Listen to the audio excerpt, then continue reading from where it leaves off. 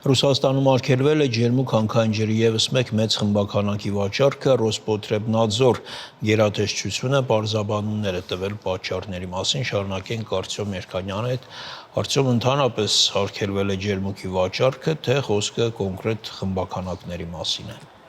Հայտարարվել է, որ կոնկրետ խմբականակի տարածման վերաբերյալ սահմանափակումներ կան, հիշեցնեմ, ապրիլի 27-ին 340,000 շշի տարածումներ արգելվել մինչև հետաքննության ավարտը, այս անգամ շատ ավելի մեծ խմբականակ է փաստորեն արգելափակվել, որը արտադրվել է անցած տարվա հոկտեմբերից մինչև այս տարվա մարտը։ Ընդհանուր առմամբ մոտ 1.5 միլիոն ջերմուկի շշի վաճառքը Ռուսաստանում արգելված է, եւ եթե դրանց մի մասը անգամ արդեն վաճառակետերում է, դրանք պարզապես հնարավոր չէ վաճառել, քանի որ այդ դրամարկղներում հնարավոր չէ այդ կոդի սկանավորումը, այսինքն տեխնիկապես դրանց վաճառքը արգելափակված է։ Եվ պատճառների մասին ինչ են ասում։ Ռոսպոտրեբնադզոր գերատեսչությունը վերջապես որոշ տեղեկություն տվեց այն մասին, թե ինչի հետ է կապված դժգոհությունը։ Հայտարարել է, որ ապրանքը չի համապատասխանում դրոշմամավորման վրա զետեղված տեղեկությանը։ Մասնավորապես խոսքային մասին է, որ հակասություն կա 2017 թվականին ԵԱՏՄ տեխնիկական ռեգլամենտի պահանջներին, բայց այսպես բարձրակոչ այսպես ձևակերպումներով է տարածվել այդ սահմանափակումը, թե նպատակն է կանխել Ռուսաստանի քաղաքացիների կյանքին ու առողջությանը սպառնացող վտանգը։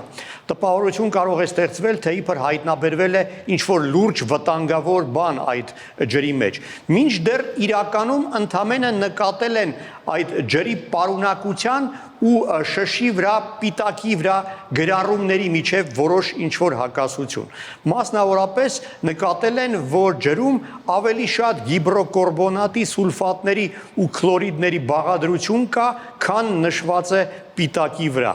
Եվ Ռոսպոտրեբնադզորը վստահ է, որ այս հակասությունը կարող է խանգարել բուժվող մարդկանց բուժման արդյունավետությանը։ Այսինքն, եթե այդ ստուգման արդյունքում պարզվի, որ պարզապես դրոշմավորման վրա այն ձևակերպումը չէ, որը որ պետք է եւ դա շտկվի, կարծես որևէ խնդիր այլևս չպետք է լինի։ Բայց եւ ռուսաստանյան եւ արևմտյան լրատվամիջոցները փնտրում են այս ամենում քաղաքական ենթատեքստ։ Մասնավորապես գերմանական Deutsche Welle պարբերականը հատուկ ընդգծում է, որ Ռոսպոտրեբնադզորը այս խնդիրները նկատեց միայն այն բանից հետո, երբ Հայաստանի վարչապետը բարդ երկխոսություն ունեցավ Վլադիմիր Պուտինի հետ Կրեմլում, որի ժամանակ հայտարարեց, որ Հայաստանը ի տարբերություն որոշ այլ երկրների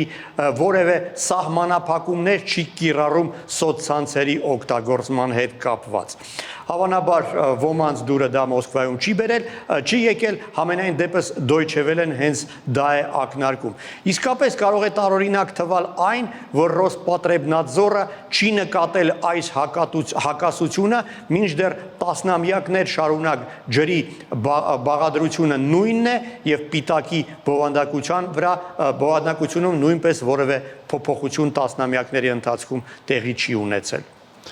Արտյոմ, իսկ կարող է այս սահմանափակումները կապ ունենալ Վլադիկովկազում հարուցված այդ քրեական գործի հետ։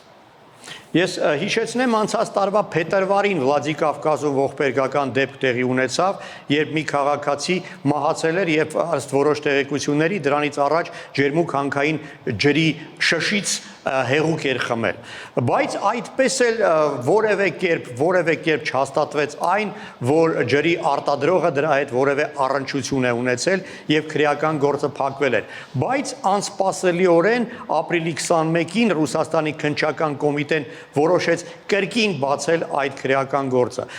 Հավանաբար դա ուղիղ կապ չունի Ռոսպոտրեբնադզորի այս վերջին սահմանափակումների հետ, բայց հնարավոր է, որ այն այսպես տեղեկատվական ոչ բարենպաստ հող ստեղծի այդ գործի շարունակության համար։ Արտյոմ, հետաքրքիր է, եթե ջերմուկը խնդիրներ ունի, ուրեմն պետք է այլ երկրներում նաև ունենա։ Իրականում ժամանակին ջերմուկ հանքային ջրի հետ կապված խնդիրներ են առաջացրել նաև Միացյալ Նահանգների, Կանադայի եւ Հոնկոնգի